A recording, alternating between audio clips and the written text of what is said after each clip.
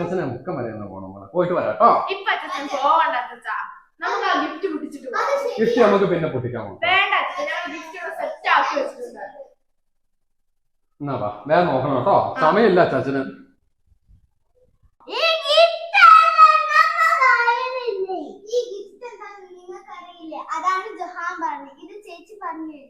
മെരുമോളും കുറച്ച് കൂട്ടുകാരും കൂടെ പെരുന്നാളിന് അച്ചാച്ചൻ അവരെ ഡാൻസ് പഠിപ്പിച്ചായിരുന്നു. അപ്പം അവര് അച്ചാച്ചന് കൊടുത്ത സമ്മാനമാണ്.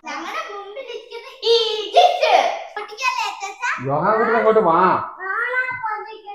എന്നാ നമുക്ക് പൊട്ടിക്കല്ലേ അച്ചാച്ചാ?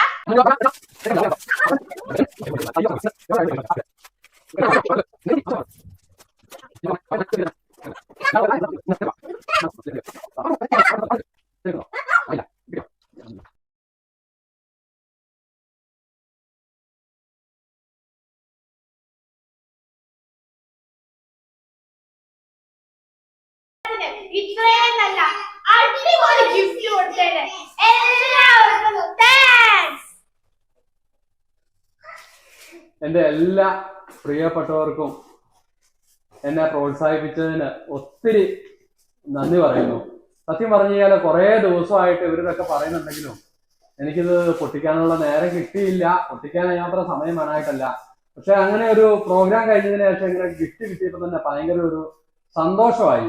അപ്പം ഇത് പൊട്ടിക്കുന്ന ഒരു വീഡിയോ എടുക്കണമെന്ന് എൻ്റെ ഉള്ളിൻ്റെ ഉള്ളിൽ ഒരു ആഗ്രഹം ഉണ്ടായിരുന്നു. പിള്ളേരും അത് നന്നായിട്ട് പ്രോത്സാഹിപ്പിച്ചു.